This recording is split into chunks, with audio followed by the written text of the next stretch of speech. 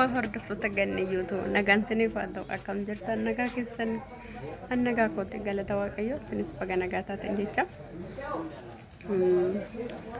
maal jechuudha dhugaa dubbachuudhaaf innaatti maal viidiyoo naa lallabee yesuus ani ko madaala lamee jechuudha viidiyoo tokko hojjechuu akkoo gaara bu'ee qilee moo gaara jedhanii itti yaadeen maaram jechuudha jechuudha sinimmoo nama diidamii torba fa'a. Hari kuni haraama dhugaa rabbi cubbuudha malee viidiyoo na alaala isin jechuun barbaada jechuudha. Warri mana wajjin hin jirtanii warri na jajjabeessitan galatooma guddaa tokko sin galateeffadha. Warri immoo mana kootiif addisii taatan saskiraayib godhaa hin jira. Akkuma viidiyoon kiyya yaa kan gadi furu akkasiin bira ga'uu fi daawwalisan tokko hin jira.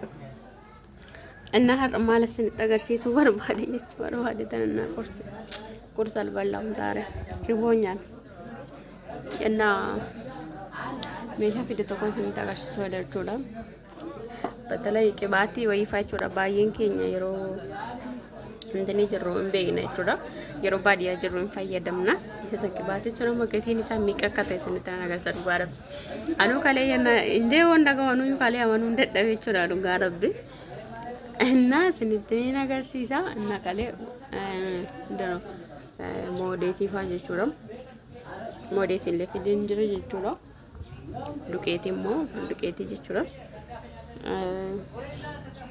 ግም እንትን jechuudha ማለት ኪሎ ደምሻ እና ሰምቢለ jechuudha ኢሰለ ስንትኔን ሄማስኔን ጀዳ እና ወንቶታ ፊደ ስንትኔን ሄማ እና መቅባቲ ሰንሰንት አገርሲሳ jechuudha ቀጥቱ ማኔን ቤተሰብ ሞዴቲ እንሳሳማ ማመድፈ kan gurguramu amma gurguramu sanitane nagarsa dhugaa rabbi galata waaqayyo soqiyya itu manjira galata waaqa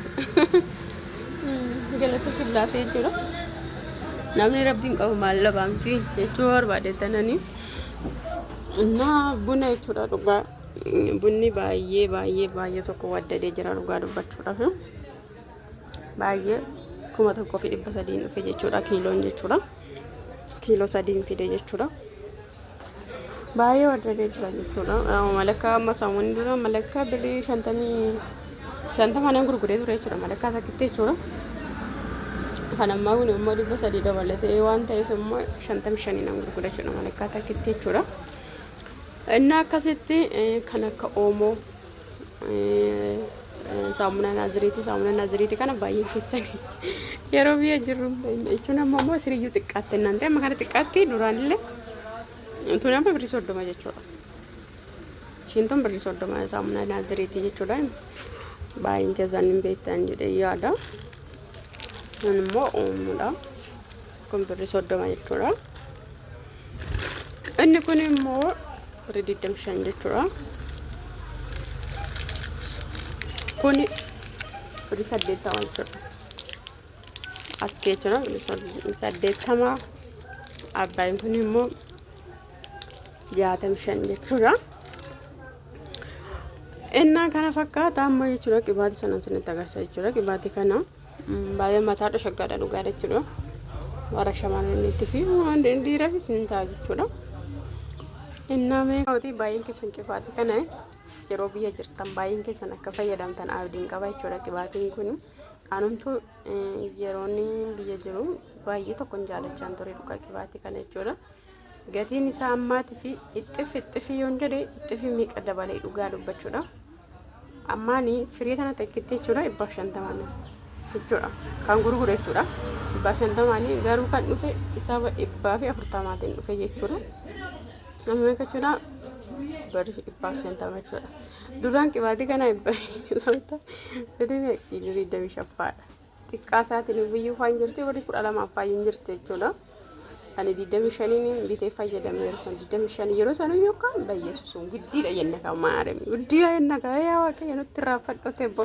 kan maanum bo galata waaqati amma kun fireen takkittiin isaa birrii 50 jechuudha anna akkasitti narraa bitattanii barbaadan jechuu barbaadeetanii hordoftoota koo kun amma firee meeqa firee jaagimmaa jechuudha 140 akkasitti dhufe duqeetichi immoo kinooti isa kana jechuudha duqeetiin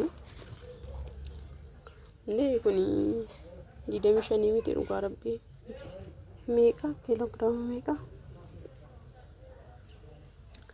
Annaa 2,000 dhufe jechuudha muluun isaa walirratti.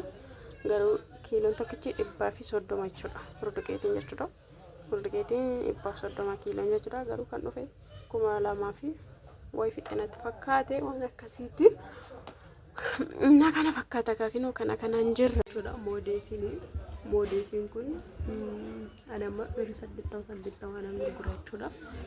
Isaaba meeqatiin dhufe jechuudha. Isaaba 75 waan akkasii dhufe yaa birrii 5 jechuudha. Bu'aan isaa jechuudha. Yoo dinifetti firee meeqa of keessa qaba ammoo firee 10 of keessa qaba.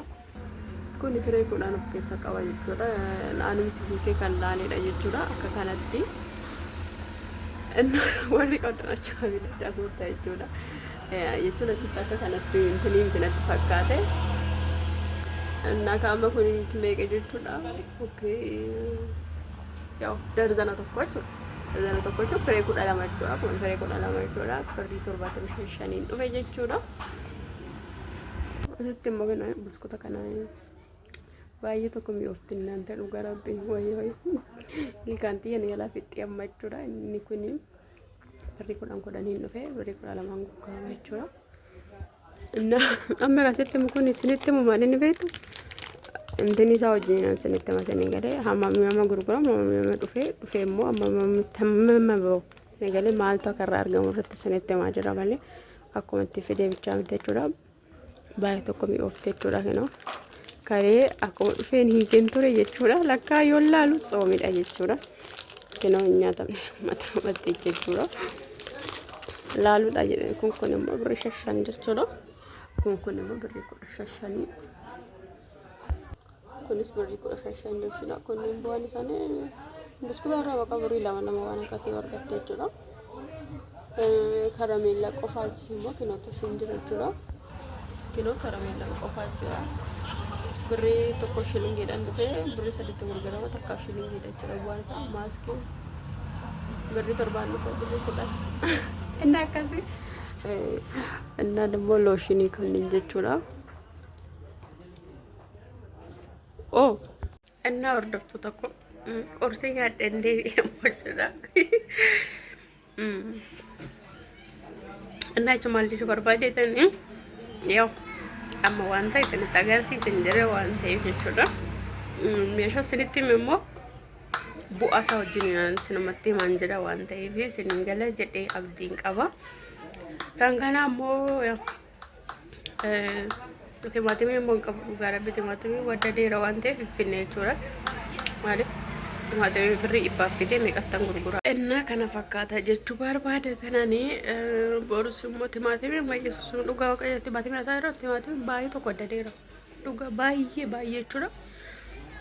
Innaa kana fanuyyuu timaatimii hin qabu jechuudha. Ashaqtiiwwan keessa jechuu barbaada kananii innaa kanumatti kan wanta fidee keessa immoo wanta jechuun wanta wixxeetii qabu immoo amma yoo gurgurame yaw kun immoo gurguramee yoomuu namni natti dhufee kutee deebi'an tura jechuudha. Gabaa nama gaggeeffadhee jechuudha. Innaa nagaadhannaa tura isin jira amma viidiyoon baraatee walitti deebinutti baay'ee isin jaalladha hordoftoota kooyi. Dhugaa guddatu galatooma jechuudha. Warroonni na jajjabeessitanii warroonni kunis immoo galatooma isin jedha akkuma jirutti.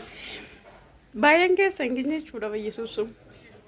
Laa namoonni muraasni keessan jechuudha. Akkuma yeroo mana madaamii jirtanii jiruutti akkasitti namatti morkattanii viidiyoo nama laaltu diddanii jirtan jechuudha. Baay'een keessanii yoo isin jedhummaa moluu miti jechuudha. Hin jirtu muraasni keessan. Sila mana madaamiitti intarneetii mana madaamiitti nama taphachiistan rakkoo qaba. Kaawwanii fuyyoo jala fiidanii laaltanii miti dhugaa rabbi. Warra minnoo mindennoo jala yoo fiidanii koomentii kennuuf maalittu jala fiidanii miti. Kan keessan yoo jajjabeeffatan maal qaba jechuu barbaade tanan jechuudha. Kanaaf viidiyoo keenyaa laalaa ilaaluu battanis immoo eeggareella.